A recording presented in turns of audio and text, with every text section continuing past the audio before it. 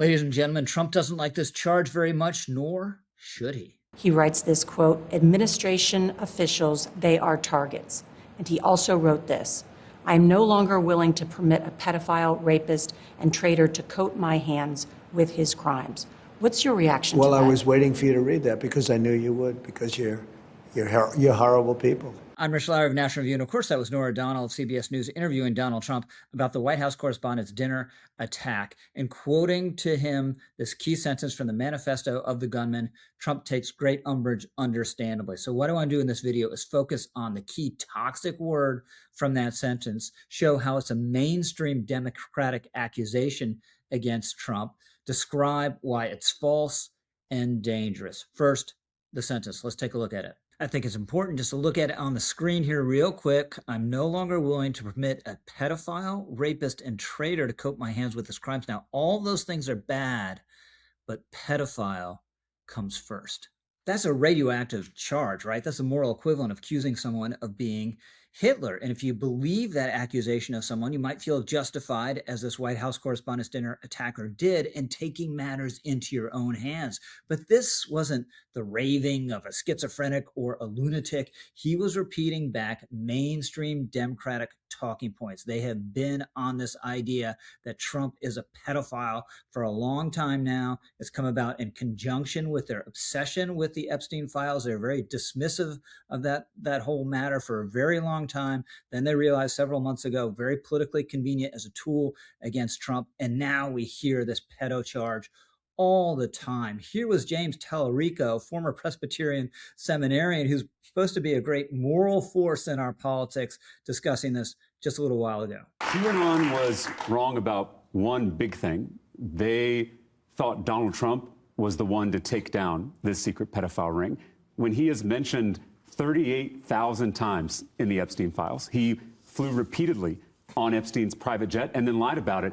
He sent Epstein a happy birthday card with a picture of a naked woman talking about their, quote, wonderful secret. Here's Chris Murphy. Of course, Trump was in the middle of this child sex ring. Of course, many Democratic pundits and advocates have made similar charges. What evidence is there for it? Well, one thing they'll say, we heard it from Tallarico, is that Trump is all over the Epstein files. There are all these references to Trump in the Epstein files. Yeah, in part, because in 15 and 16, Epstein, like everyone else in the country, was obsessed with Trump.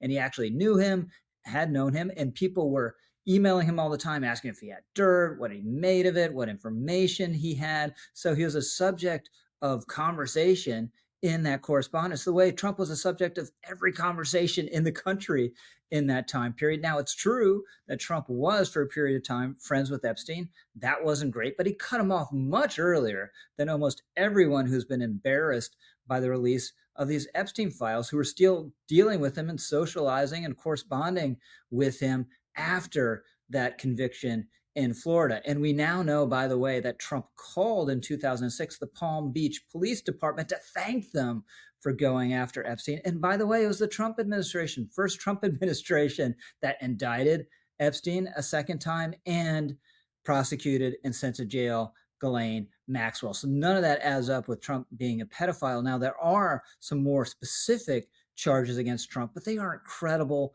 at all. One of them involves a woman who says back in 1983, she's something like 13 years old. Epstein lures her into his house in South Carolina on the pretense that she's going to be a babysitter, makes her a slave of his, takes her to New York, where Trump sexually assaults her, right? Now, this is obviously kind of a crazy story, but a couple specific problems with it that have even been noted by the Guardian newspaper. One problem is that there's no evidence that Epstein actually spent time in South Carolina. Mark Epstein, Jeffrey Epstein's brother, told the Guardian he had no knowledge of his brother spending summers on Hilton Head in the early 1980s. I would have known, he said in a phone call. Then, this is also a problem, there's no evidence Trump and Epstein knew each other in 1983.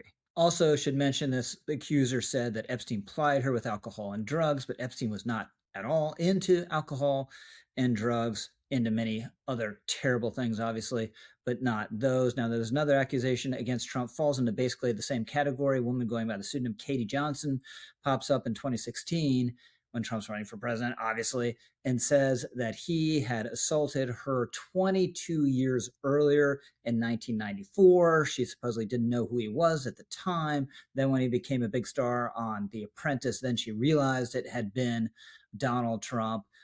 No real evidence for this whatsoever. The suit is quietly dropped without explanation, although we should note that the Daily Mail at the time reported that this was all fabricated. In other words, there is no evidence that Donald Trump is a pedophile. Now, there are lots of things you can accuse Donald Trump of with justice, in accord with the truth. You can say he had affairs with Playboy models.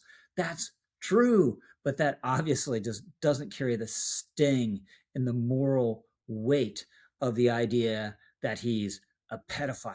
Democrats love that idea. They love how toxic it is. They love how scurrilous it is. They love how damning it is. So they engage in this McCarthyite game to come up with any justification for accusing Trump of that. And for them, hey, this is partisan politics. But the problem is, as with a lot of this stuff, there are people out there who take it seriously, and Cole Allen apparently was one of them. Now, the New Yorker the other day ran a big story on how Democrats flipped on the Epstein files. They're very skeptical of the story. They all of a sudden embraced it when they realized it was in their partisan interest, and it included this line. Now, the New Yorker piece, justifiably, in my mind, as I mentioned earlier, makes a comparison to the Epstein file conspiracies and the QAnon conspiracy, and says the release of the Epstein files hasn't yet led anyone to say, take a gun into a DC area pizza parlor to confront a Clinton-led pedophilia ring, but it has inevitably fanned conspiracies online, some of them very pizza-y. That sentence now may need revision, because we had someone not just take a gun to the White House Correspondents' Dinner, but fire a gun at the White House Correspondents' Dinner, based in part, according to his own manifesto, on his belief in a conspiracy theory that Donald Trump is a pedophile. Democrats should take note and adjust accordingly, but of course, they won't. I'm Rich Lowry, over and out.